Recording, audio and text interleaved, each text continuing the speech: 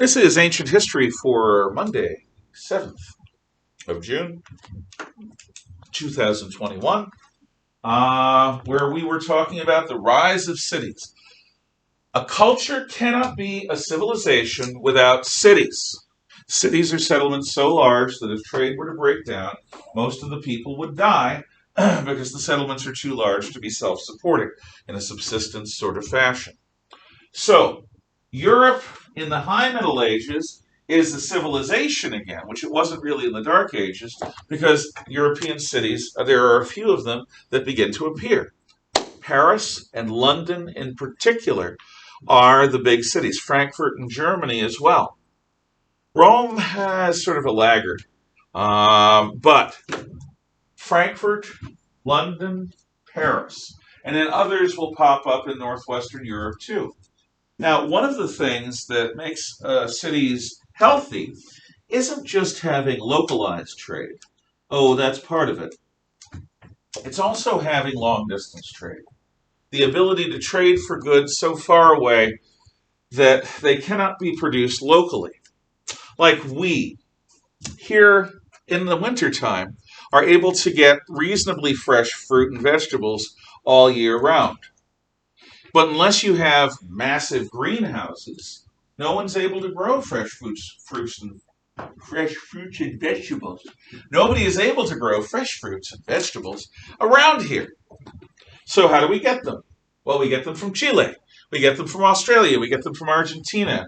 We get them from warmer regions of the United States.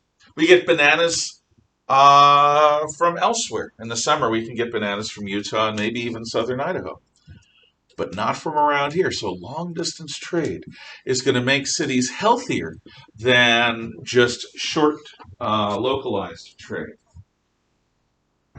Now, why is city air free air? We talked about this last Friday.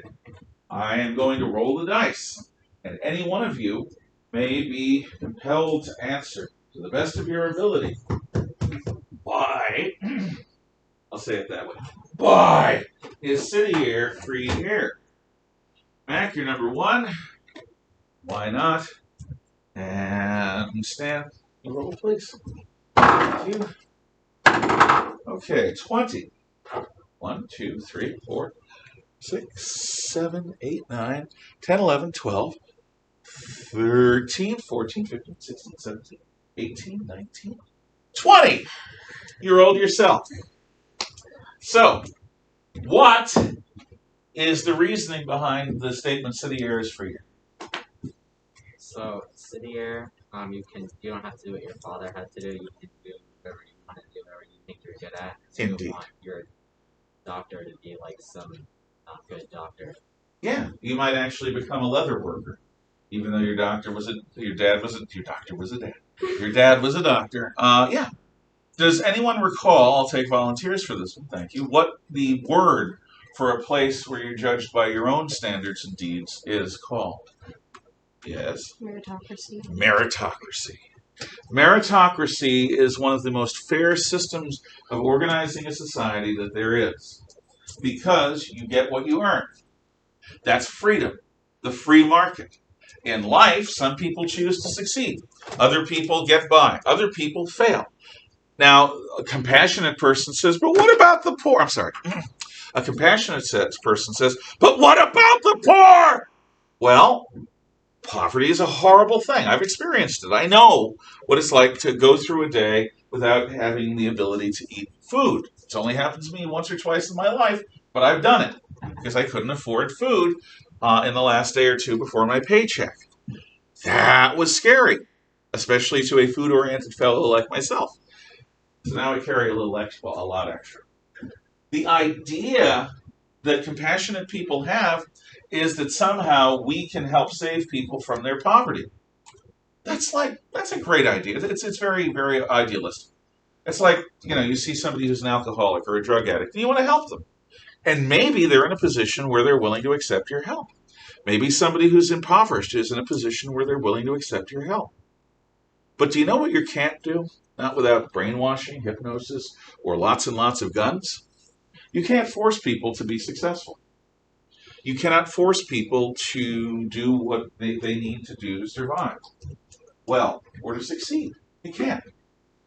You cannot hold a gun to, well, you can do it, but you won't succeed. You cannot hold a gun to somebody's head and force them to be a good worker.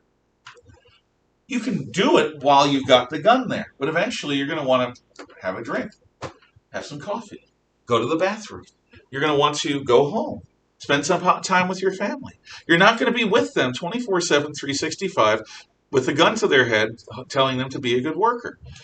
By the way, eventually, if you stay there too long, they'll get irritated and they'll say, fine, shoot me. I don't care. This is worse than death, what you're doing to me. You can't make a person successful unless they help you. Remember this. Remember this when people talk to you about poverty and about compassion and about government programs and welfare and all the rest. You can help somebody if they're willing to play ball and meet you halfway. And there are always people who are so unhappy they've hit rock bottom that they are ready for help. But can you force someone against their will to get up out of the gutter and become a non-alcoholic, non-drug addict, non-slacker? No, you can't. At least I don't think you can. But maybe I'm wrong. Maybe I am a heartless. I am. I am a heartless conservative and evil. Don't forget that. But I'm asking the question. You don't have to answer it. Can you save someone from life if they don't want to be saved? Think about that. In any event, city air is free air, not in the sense that you're going to be taken care of by Big Daddy government. It's free air in the sense that you are allowed to go after your dreams. You're not going to be judged on the basis of your father. You're not going to be judged on the basis of your family, or at least not definitively. If you have a happy, popular, wealthy father, that'll help to an extent. If you have a father that is the opposite of those things, that will hurt. But in the end, employers need jobs. Apparently, just recently, the governor of Idaho is one of several governors to refuse a continuation of munificent unemployment benefits. And a lot of people who are pro-poverty, should I say, pro-government helping the poor say, oh, this is a horrible thing. What a heartless man Governor Little is for cutting off really, really, good government unemployment program benefits. Why'd he do it? Because he's evil? Because he loves seeing people starve to death in the streets? He's doing it because businesses can't find workers. Because given a choice between working at Jiffy Lube or getting about the same amount of money sitting home doing nothing, a self-interested, lazy person or a person who's not really defined by their work will say, why not stay home?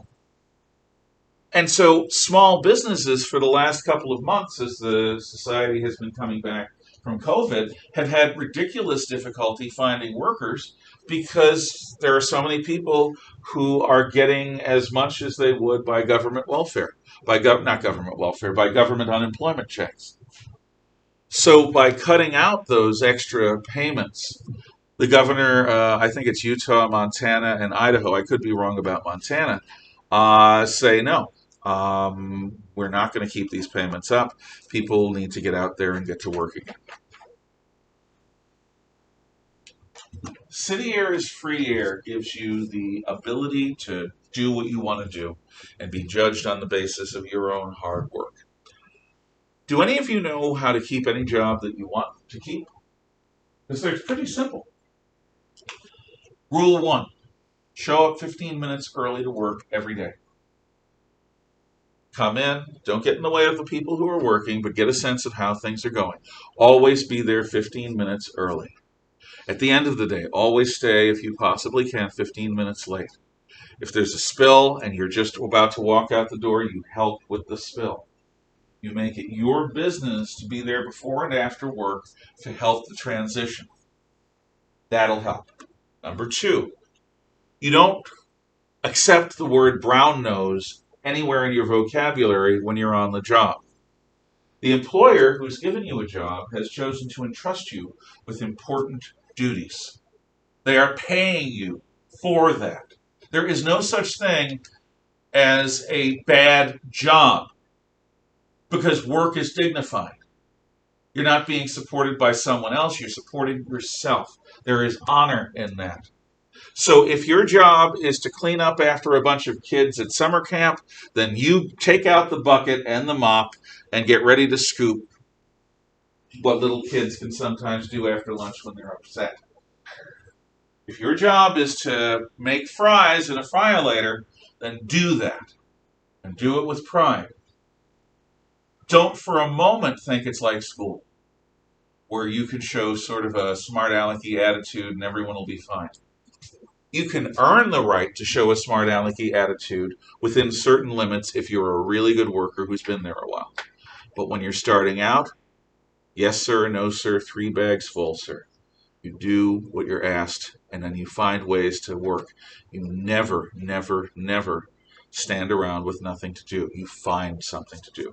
If your boss told you to do a job and you've done it, and you're finished, and you're waiting for orders, let them know that you're waiting for orders, but you could also be sweeping. You can always sweep. You can always mop. You can always clean the counters, dust, whatever. If you do those things, you'll keep whatever job you want to keep.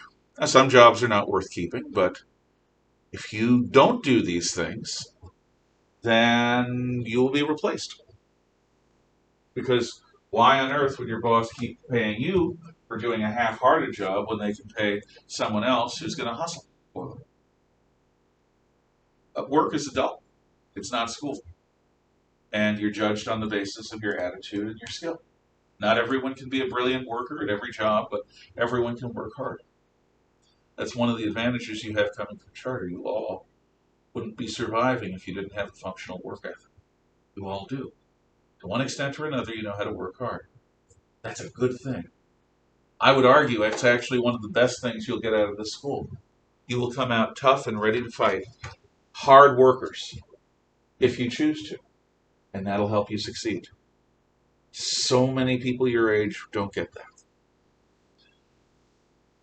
So, now we go into the downside of city air. People don't bathe. They're crowded. Winter, spring, summer, and fall. People are smelling other people who don't, by modern standards, smell good. We expect people to come into school and work clean.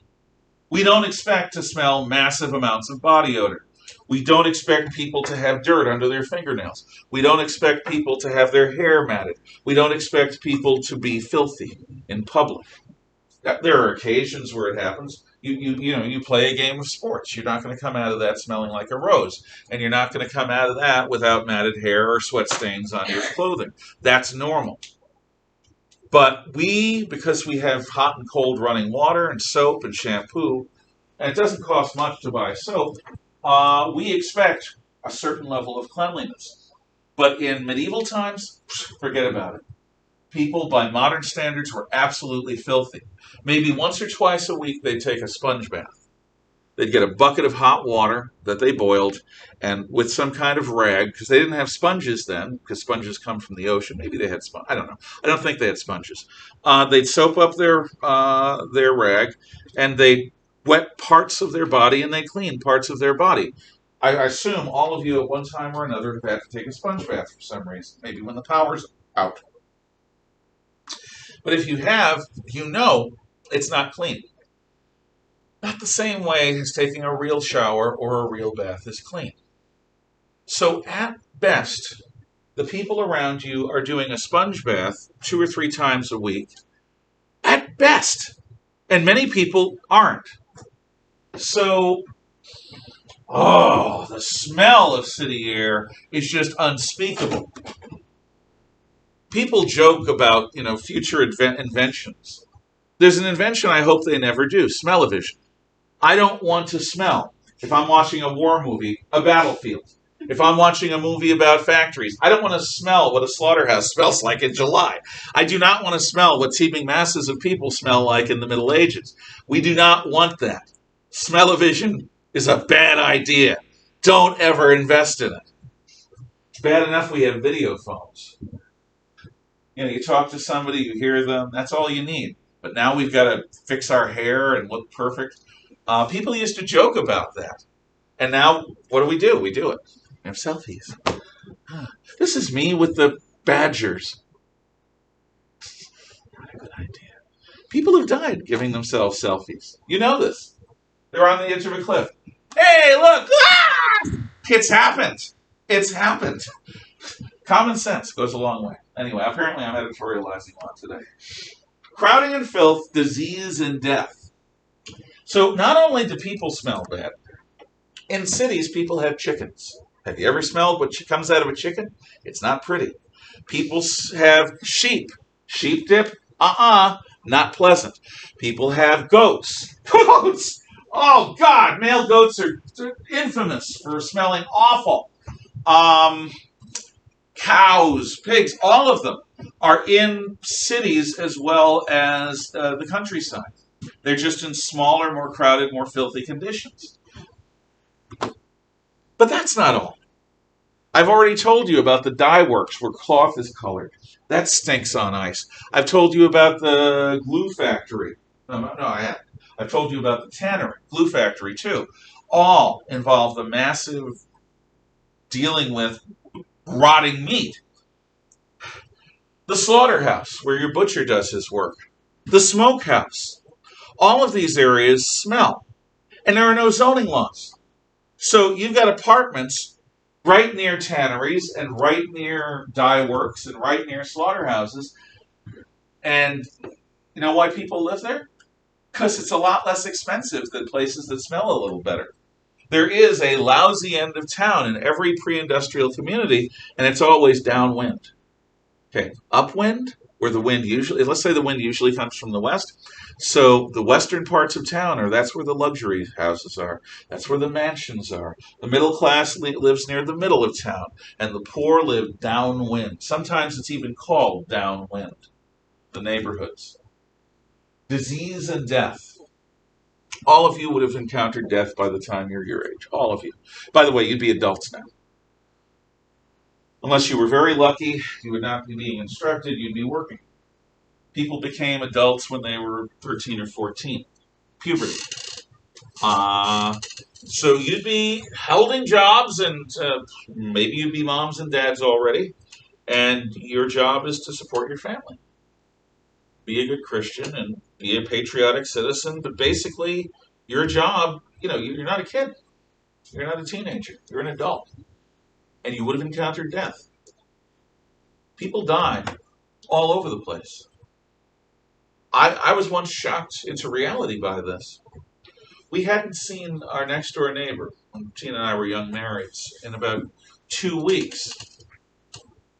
And we had my friend whose wife came over from China. And she just casually started sniffing the air. And I realized she was sniffing for the smell of a dead body. Because in China, when she grew up during the Cultural Revolution, people would die and they wouldn't be found until somebody smelled them. That was part of her world. All of you by now would have encountered somebody who had died. They might have been a relative of yours, they might be family, they might be a friend, they might be a complete stranger. You would have seen death. You probably at one time or another would have handled a cadaver, which is a dead human body. That's normal.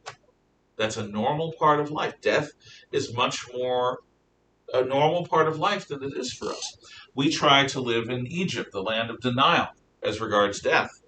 We try to keep death over here. There's graveyards, there's undertakers, but for the most part, we don't think about it. Because we are, thanks to modern medicine, modern nutrition, amazingly long-lived and healthy. The average lifespan was somewhere between 20 and 25. Average person dies somewhere between, half of average people die somewhere between ages 20 and 25. Somebody my age, ridiculously old. I'm in my mid-50s. So, the diseases that people had, you're in close quarters all the time. If you can smell another person's body odor, you're close enough to catch anything that's airborne. People sweat all the time, and they come in contact. They're working with one another. They shake hands. They touch one another all the time. So if it's waterborne or if it's fluid-borne, you may catch it that way. What if they cough or sneeze, and the virus is alive there on the table, and somebody puts their hand on it or puts their meat on it or whatever? So these cities were filthy. When you went to the bathroom, you'd go to the bathroom in a chamber pot, if you were lucky, or a bucket if you're not. And a chamber pot is just this pot that has hopefully a cover on it where you relieve your business, where you do your business. And every so often, it's somebody's chore to open up the windows, usually on the second floor, and go slosh. And if you're a good person, you shout, "Look out below." But most people didn't. That's why one of the reasons why men walk on the outside when they're dating. A gentleman, here's the wall, here's the lady, here's the gentleman, here's the rest of the street. Because the dreck and waste is going to go outward because they're being tossed outward. The closer you are to the center of the street, the more in the splatter zone you are. So a man is there to accept the splatter so a woman doesn't get covered in human waste. And it's left there, along with all the animal waste, until the rains come and hopefully wash it away. And some of these places are in the Mediterranean, and they have rain like we do. You know, where I grew up, we had rain year-round, a lot more rain than we have here. Here, there's a rainy season in the winter and spring, there's a rainy season in the fall, and the summer has almost no rain. So try to imagine a summer with almost no rain. You're in Marseille, France, and you've got the stuff being pressed down by people walking in the street, and the roll of carriage wheels and the clop of horses' feet. And so you don't even see the flagstones of the street anymore because it's covered by this layer of brown. And, oh God, it's just awful. It's baking in this. I mean, it's just really bad stuff. We would not like it. We wouldn't handle it. So city air is stinky. Cities are crowded, but they are the only place where you're judged on the basis of your actions, yourself. And if you can get off the farm and get into the towns, and if you can handle it, the sounds, the noise, the constant arguing, the fact that you've got to deal with people around you at all times, if you can handle the water tasting a little funny and the air smelling very funny and not so funny, then cities are the best places for poor people to go if they want to make a success of themselves. However, okay, are there any questions about this before we move on? A good city will have fountains, maybe left over from Roman times that bring in fresh water. Otherwise, you go to the water cellar and you buy a jug of water. And either you or the water seller carry the jug to your home, if you're wealthy enough. If not, you go to the water cellar and you get water right there. No questions. Okay. Getting a job. One of the difficulties in city life, if you're new to the city, is the really good paying jobs are all locked up in what are called guilds. Now, what a guild is an organization, the most similar thing we have today is a trade union. Like auto workers are part of a trade union, or other teachers than me, because I hate them, are part of teachers' unions. Back in the day, you'd have unions of, I said auto workers already. You'd have unions, in any event, you know what a union is. I just forgot. Yes, I did. I've been talking all day and I'm a little tired. And the day's not over yet. It's Monday. I'll have lunch. It'll be better. Anyway, there's unions. Unions are like onions. They have layers. And parfaits. They're like parfaits, too. In any event. A guild is like a union, and it's based on a skill. So there are carpenter's guilds, there are tinsmiths guilds, there are wheelwrights guilds, there are blacksmiths guilds. There's a guild for every distinct and discrete trade. Coppersmith guild, basket weaver guild. Now, guilds are something that we'll use carpentry. Everyone in town who is a professional carpenter has to be a member of the guild. Well, what if a guy comes through town? Well, he'll have to do a deal with the guild to be given permission to sell on a temporary basis in the market for a week, say. That's doable. But he'll have to pay the guild a percentage of whatever he makes, and he'll have to obey certain guild rules. Hey, what if I don't want to be a member of the guild, huh? What then? Imagine a group of people coming in the dark or in the light and starting, kabam, pow, boom! That's what would happen. And I'd be run out of town. The guild is not going to permit anyone to work in town who isn't a guild member. By reason or by force, they will protect their monopoly. That they are the only ones who can control the carpenter business in town.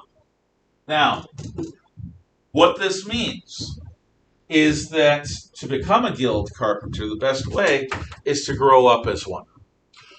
Lots of people have sex and can't afford to have the children. So in medieval times, what they would often do in some societies is sell their extra children into slavery. Remember the Hansel and Gretel story, which isn't a very old story, just a few hundred years old. Hansel and Gretel are not brought to the woods and left by their old man for the sake of fun. They're brought to the woods and left by their old man because he can't feed them anymore. Wait, wasn't it the stepmother? It may have been. It's been a long time. Whoever was the parent of Hansel and Gretel, or the step-parent. Was it stepmom? I am pretty sure that Mom forced the dad to take them out. Well, Yeah. yeah, because money doesn't grow on trees, and she doesn't want to have these little mouths around eating up all the profits. So Hansel and Gretel get brought to the woods. Why? So that the wolves can eat them. They don't want to be seen again. That's the point. That's a bad fate. But if you know somebody who's a guild carpenter who owes you a favor, if you have a young boy who's clever with his hands, who's not a smart aleck all the time, who works hard, and if he is a smart aleck, who has talent, maybe a little spark, maybe a little spirit, I guess that's okay. What you can do, if you're lucky, is get a master carpenter to accept this son of yours as an apprentice. He doesn't live with you anymore. He may come and visit from time to time. He lives with the master craftsman. And for the next 6, 8, 10, 12 years, depending upon what the trade is and what circumstances are, the boy is going to grow up learning from the master. He's going to have to keep the shop clean. He works for the master like a slave, like an indentured servant. The master feeds him whatever the master wants to feed him. The master gives him a pile of straw in the corner to sleep on. The master provides him with clothing, including shoes. The master provides the boy with everything he needs. The parents no longer need to support the boy. The master expects the boy to be at his beck and call 24/7, 365.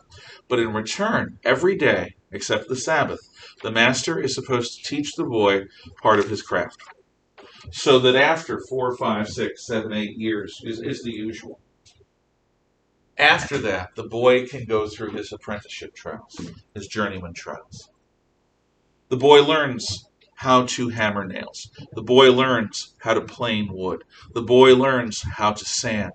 The boy learns how to lacquer. The boy learns how to make everything from bowls to torches to wooden handles for tools and swords. Everything that you could make out of wood. Furniture. The boy learns the basics of all of it. And when the time is right, the boy is brought before the guild for his trials to become a journeyman. Not all apprentices become journeymen. Journeymen have to do timed tests. They have to perform in front of other master craftsmen. The journeymen have to demonstrate their skill by producing something that is unique and original. Now, if you've ever been to a shop class, some shop classes are run this way too. You learn skills, and then at the end of the year, you make your own thing. It may be a mailbox, it may be a toolbox, it may be some ashtrays back in the day. It may be whatever. You have to make something unique that shows your proficiency with woodworking. So that's what the journeyman, that's what the apprentice has to prove. And if he succeeds, he's no longer an apprentice. What now? Well, usually now what that means is that the guy has to leave, and a new apprentice is going to be chosen for the master craftsman. The new apprentice gets booted out of town to the country areas around the farms, the villages, the country people. He's got his tools, he's got his skills, that's all. And he goes out into the world as a guild journeyman, going from house to house, from farm to farm, asking if people need woodworking done. Believe it or not, there's a lot of work that usually needs to be done by a good carpenter. If you ever find difficulty getting a job in your field, it isn't a bad idea to learn something like carpentry as a fallback. Plumbing is good for that too. So for the next whatever, and maybe for the rest of his career, he's going to be a wandering journeyman, going from place to place, living on the basis of his skill. Maybe he sets up a house somewhere. But he's not going to go back into the city or into any of the desirable areas until a master dies or retires. If a master dies or retires, there are mastercraft trials, where the journeymen are invited to come into the city, and the new journeymen from the city also get to compete. And they have to produce a mastercraft object or objects. They have to demonstrate that they are worthy of the title master. If this year 3 of our master craftsmen died or retired, we have 3 openings, no more. So if 35 people come in as journeymen wanting to be masters, only 3 out of the 35 are going to be. Why is all of this so structured? Well, first of all, it provides stability to the local market. Guilds insist on a certain standard of quality. A non-guild carpenter could cut corners, but guild carpenters are supposed to produce a certain level of quality. You're going to pay for that. So it helps the consumer in that it gives the consumer confidence that the repairs will be done well by the carpenter. However, because there's only a limited number of carpenters around, what that means is the price of every object is going to be fixed by the guild. If you want a wooden bowl, it'll cost you, I'm picking a number out of here, 3 copper pieces, 3 pennies. Wooden bowl, 3 pennies. A handle for a rake or a hoe, 5 pennies. A wooden chair, 2 or 3 silver pieces. Every guild carpenter, apprentice, well, they don't sell things, journeyman and master agree that this wooden object is worth 8 copper pieces. This wooden object, 8 copper pieces. You will not charge more, you will not charge less, and you will produce the same quality, a good quality icosahedron. That is a 20-sided dice. It is made of wood, it's covered in lacquer, it has numbers carved into it. This is an 8 copper piece item. Everyone agrees. What that does is it guarantees an income to every guild carpenter. They're not going to work with somebody undercutting their prices. You're not going to have Bilbo coming in from Hobbiton saying, yeah, your local people are crazy. This is worth nothing more than 4 copper pieces. I can make bowls for you for a single copper. I can make undercut prices. Person who does that in a guild area, which are all the cities and towns, is asking to be gutted in the belly with a knife. And that happened. Guildsmen would protect, even to the death, their markets.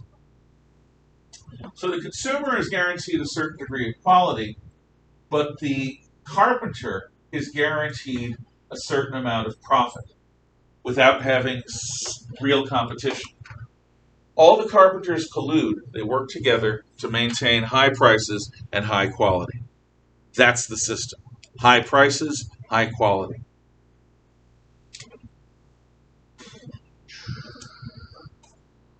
So you rise through the ranks, apprentice, journeyman, master. Any questions on guilds before we go to universities?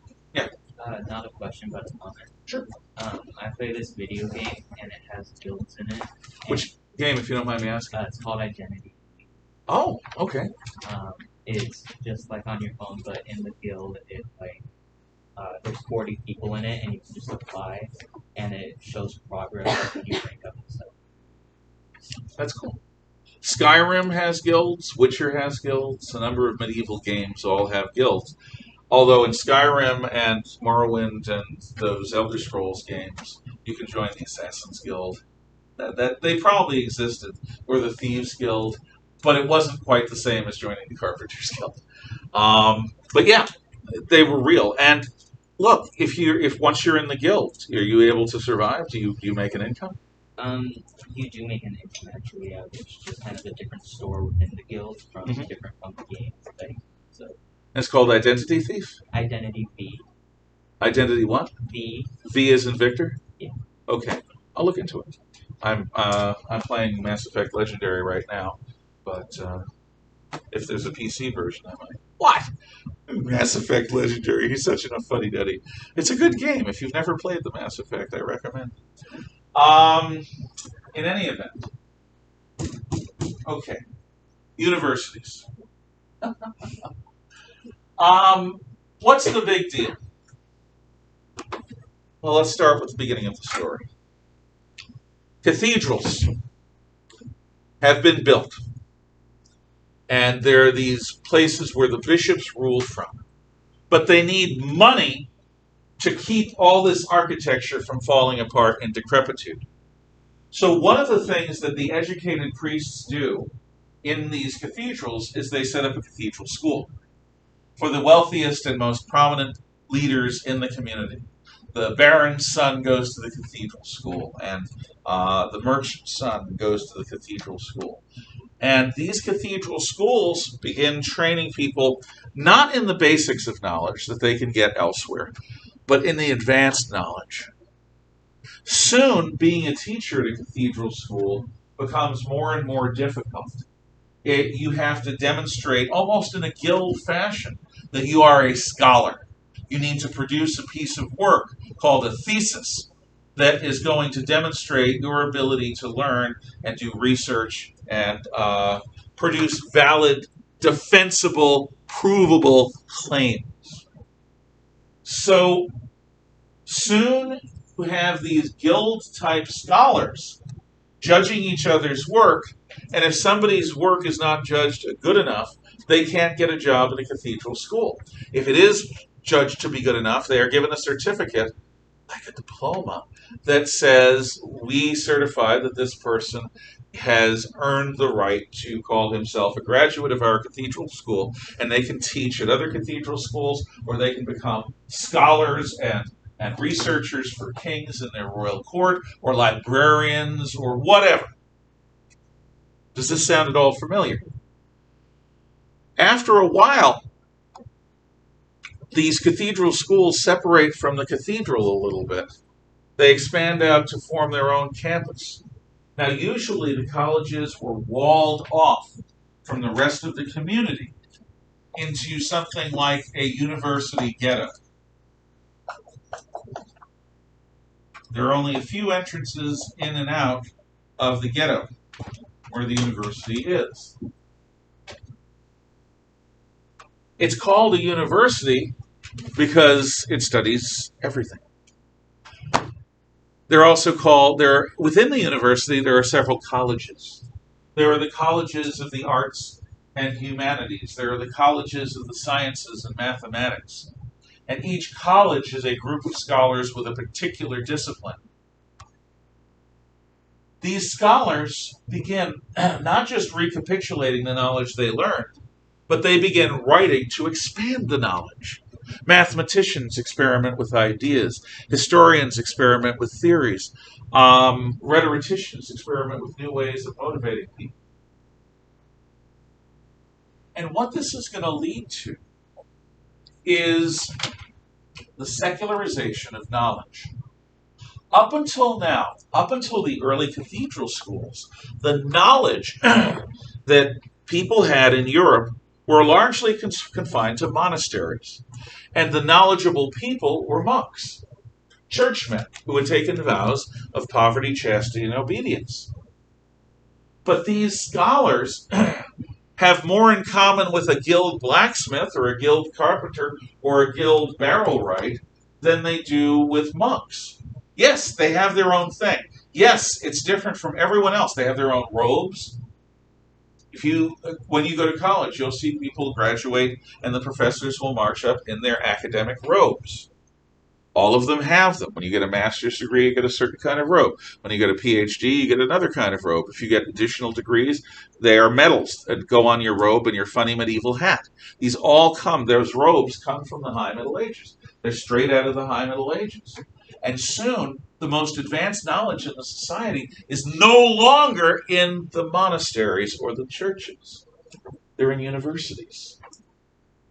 Now, many people in the university are still clerics. They're still priests, monks, or nuns. Yeah, even nuns. But for the most part, as time goes on, the proportion of non-clergy, of non-religious, non-ordained religious people grows higher and higher, and the proportion of clergy goes down. So knowledge is secularized. That means that knowledge is no longer in the hands of the church exclusively. Do you know how dangerous that is?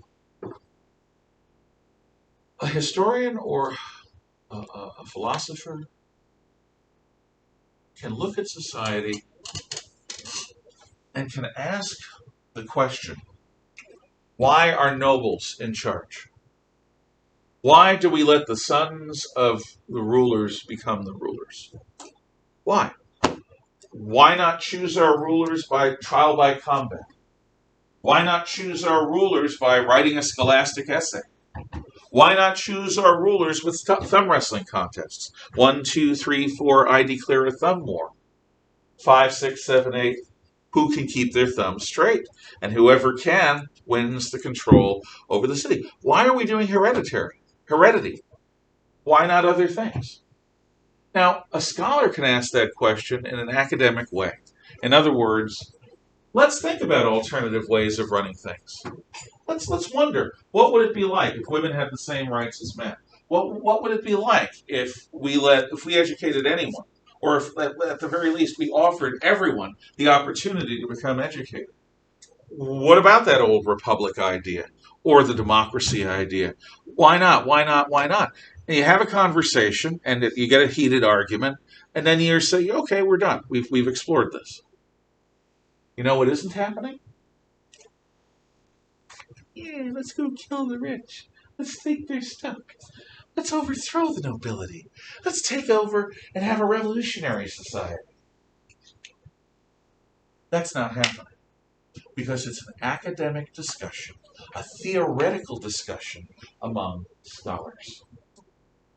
If those scholars had that conversation in the marketplace, people who were not used to the idea of a freewheeling theoretical discussion where you can bring up anything would start going, yeah, those nobles, they charge us taxes and they run us over, they treat us like animals.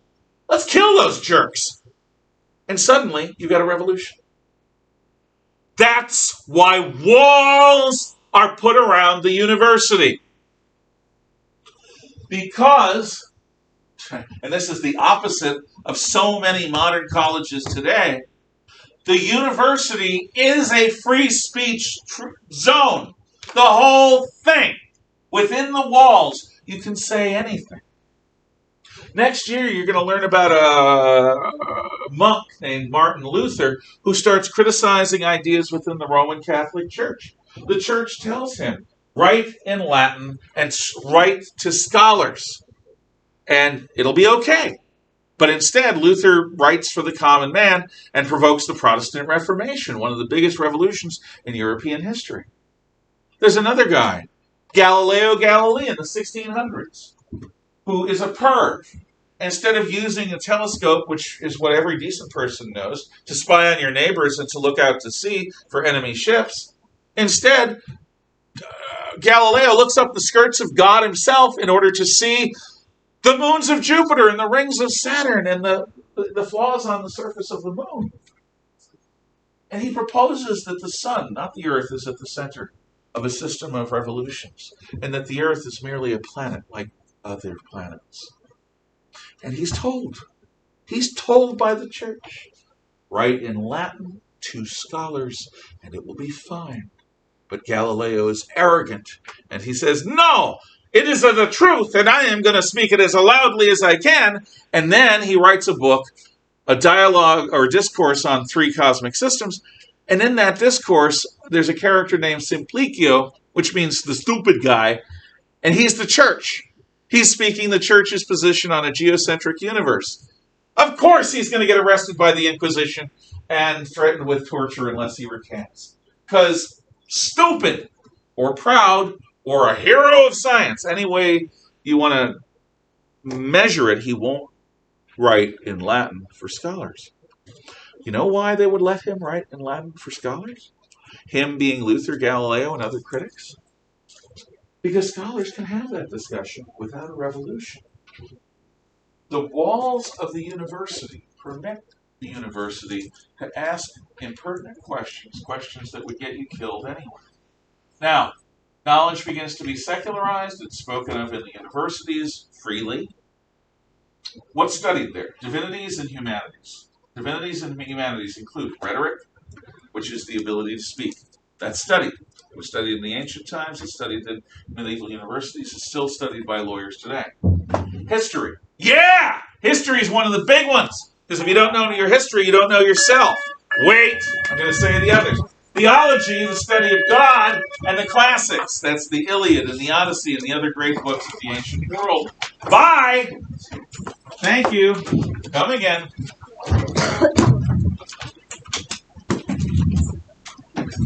You at home.